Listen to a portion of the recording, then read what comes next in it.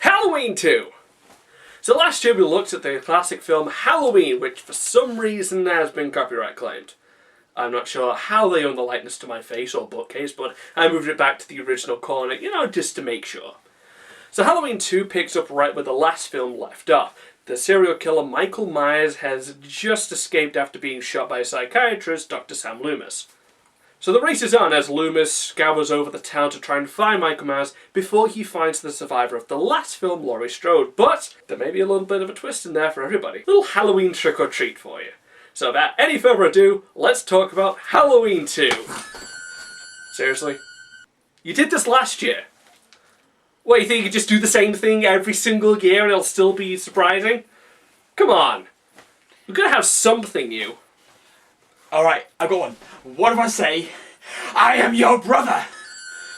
That's both cliche and forced. Yeah, you're right. Just like this film. Let's talk about it. Hey! Well, first I want to say that it starts off right where the last one ended, but I feel like that actually hurts the film in a lot of ways. See, in the first film, there was a very slow build-up. Like, it just starts off hearing about the serial killer, then finding out he's escaped.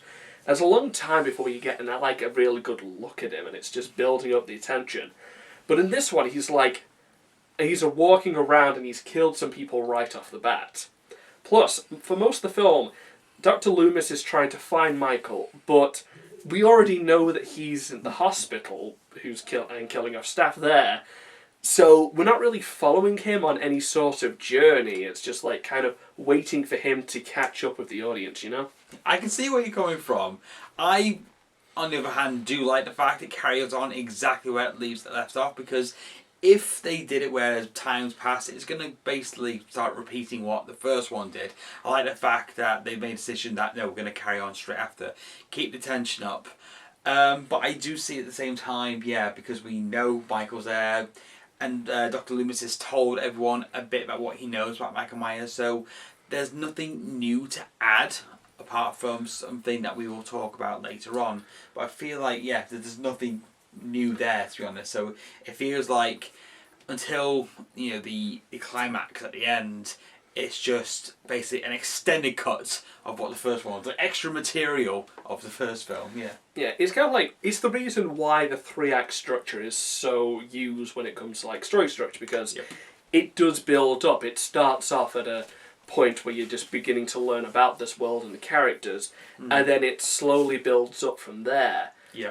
But this film feels like Act 1 was the first film, so we're just kind of stuck at a middle point for a good part until we get to the climax, and by then it doesn't feel like it really has enough momentum to kind of propel the film on its own merits, That's right. And in the first Halloween, for example, John Carpenter's music is like the third star of the film. So you got Jamie Lee Curtis and Donald Pleasant as well, but then you got the music as well, because it does play a huge role in that film.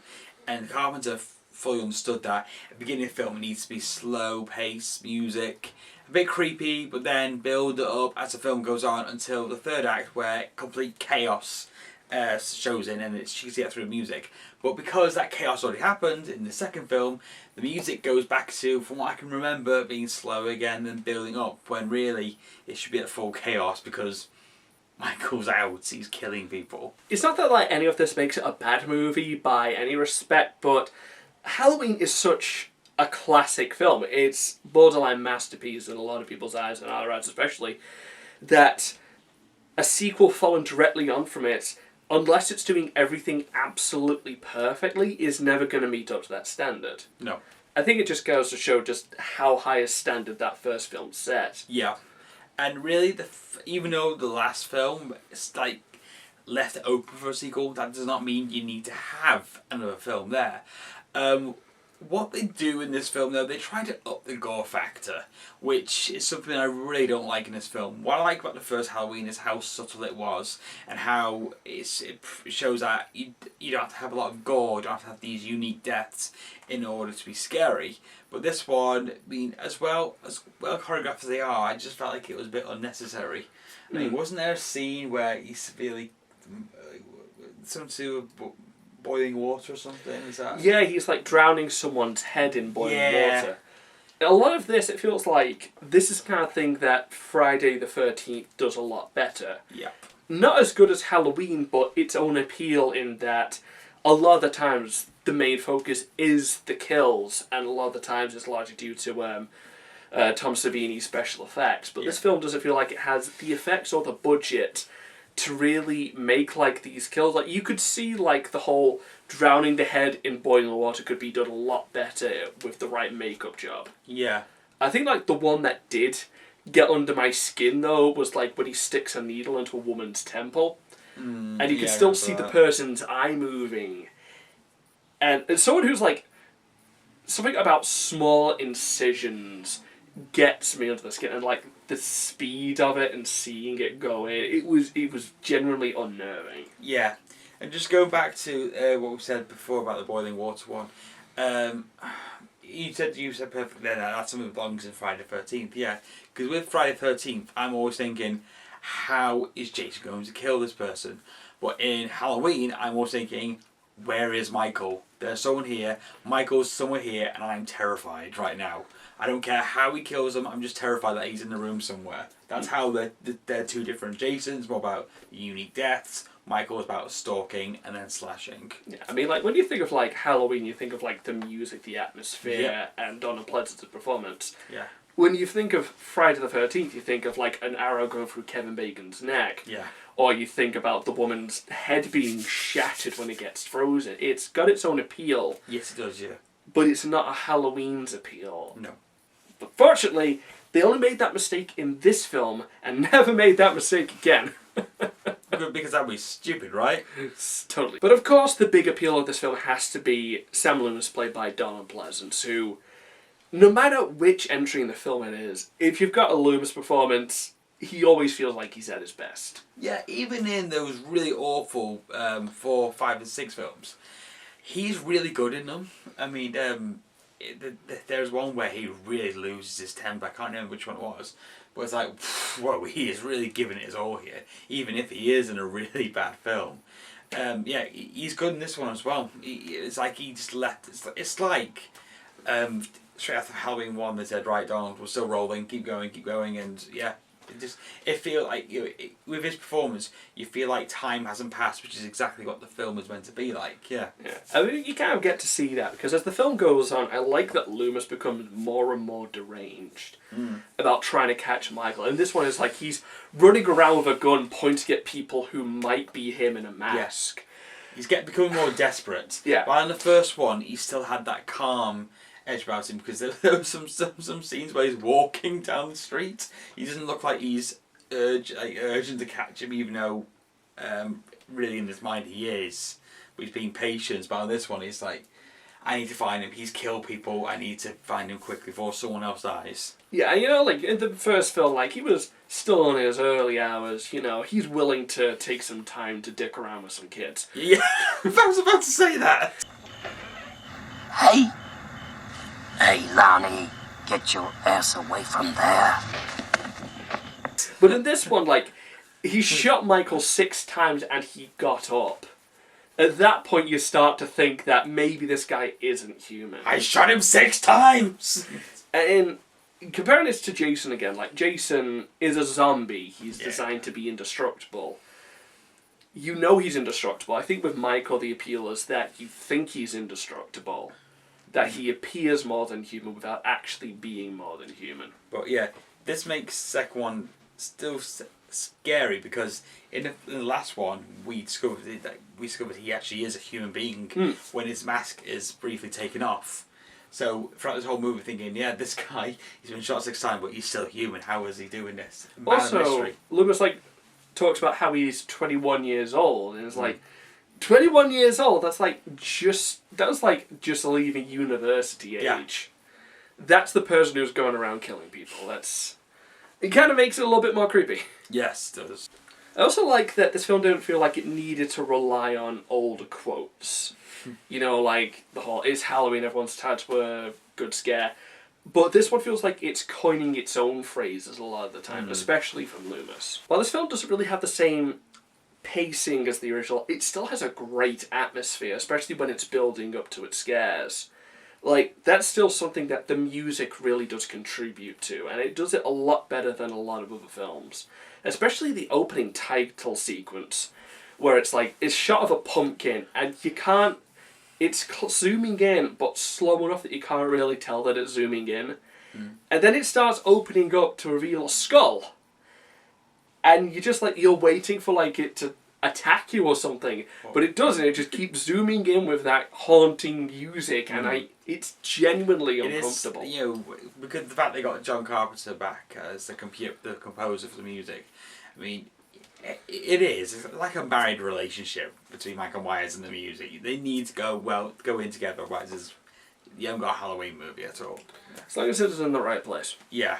This film does use a lot more jump scares than the original. It felt like there's only like one or two that I can really think off the top of my head. But it felt like they were properly built up to in a lot of cases. Like when Michael's in the back seat of the car, there's like a good build up to that. Because you hadn't really had Michael kill anybody till that point. And it's like pretty much an hour into the movie at that point. Yeah. But in this one, there's like quite a few sprinkled throughout. It doesn't feel as bad as H2O, where it was like someone's walking down the street and someone taps them on the shoulder and then like the music goes big. Yeah. It's like, it's usually performed on a character who's already on edge. Like someone's walking around and he opens a door and a cat jumps out. And like it scares him and the audience kind of thing.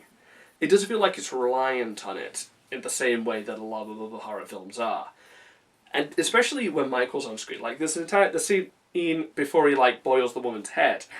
Like he puts his hand on her shoulder and she thinks it's a boyfriend and she's just like touching it and kissing it and talking to it. And it's this great sense of tension because you're just waiting for her to just like realise who it is. It's like just figure out who it is. Just figure out he's going to kill you unless you figure this out. Even then, he's still gonna probably kill you. Say he's gonna kill you. No. So all in all, it's a very atmospheric horror film led by Stan Loomis. But aside from that, it's pretty run of the mill. I'm gonna give this one a 7 out of 10. It doesn't hold up to the Halloween 1 standards, but on its own, pretty good film. I think this is not the worst sequel ever made, but compared to Halloween, which I think is a horror masterpiece, I just think it's nowhere near as good. It does try, and I know they're trying to make it different by upping the gore a bit and having it set completely straight after the first one. But I feel like the gore, it wasn't necessary at all. I felt a lot of it was padded out. It didn't really need to be there. So I'm going to give this one a 5 out of 10. It's not terrible, but one of the reasons why I'm going to give 5 out of 10 is something that we're going to discuss now, which is spoiler territory. Yeah. Yeah. So check this out if this sounds like it appeals to you. It's not a great film, but you could do a hell of a lot worse, especially with especially early 2000s horror films. Oh, don't remind me, please. We didn't grow up in a very good time for horror. No, we didn't. We thought we were back when we were younger, back when we didn't have any sense. But yeah, we know now how bad it was. Okay, we're going to go to spoiler territories, so take care now, bye-bye then, unless you want to hear us talk about the spoilers, which is happening now. So yeah. Michael Myers, apparently, is Laurie's brother. Dun dun dun! What do you think? Oh, you've already heard me complain about this. You know how much I hate this idea. It just feels so forced. What I love so much about Michael Myers in the first Halloween is that he is a complete mystery. I know you have Dr. Loomis give you like little hints about him. The devil's eyes. He was staring at a wall. I was trying to keep him locked away. But that's not a lot of information. It's just giving you a bit more of a description about the personality of this person, to make you realise he's evil. And when we find out he killed his other sister, we don't know why he did it, so we just think he's a complete maniac, and we don't know why he kills people. Then the second one, when it reveals that he's coming after Laurie because she's his sister, it just feels like, oh, everyone else is safe then. He's just after Laurie, so that's fine. it makes a character less frightening, in my opinion. You know, it can. To be honest, if Michael Myers was real, and I was sitting in my bathroom, like, you know, brushing my teeth, I won't be afraid that Michael's going to be behind me thinking, oh, no, I'm not friends with Laurie, so he's not going to go anywhere near me. Wrong country, also. Wrong country. He can come over to Britain. But yeah, I just put him on think... the plane, we can point him in the right direction, have the police wait. Yeah, but we don't need to tell him that bit. I just really think they made a huge mistake when they thought of this. And I felt like they want to do it just so they could add something new to it. But this is when you got to realise what kind of character you have. And think more about the character and story rather than shocking the audience. That's my take on it. Yeah, in a lot of ways, like, you do kind of look at Halloween and it feels a lot like it's supposed to be kind of a love letter to Psycho in a lot of ways. Especially with, like, not only do we have Janet Leigh's daughter in both of these films, but also Sam Loomis is named after the male lead from Psycho. But Psycho, if you haven't seen it, was about a guy who kills people, but when they're talking to him, he seems like just normal and kind of timid. Yeah. And that's what kind of makes him so fascinating. It's like, why would this person do this? Yes. And that part is fascinating, because when there's, like, no logic behind the killing, it's like, I think I've touched on this before, but kind of like, the scariest horror to me is, like, the horror of the mind. It's like what a person is capable of. Yes. When they just snap. And with Michael Myers, that was part of the appeal, was that you didn't know what was going on inside his head. But now he has a motive and he has a target. It feels like it takes away some of that mystery. And yeah, like I said, yeah. But it's like in the first film, when he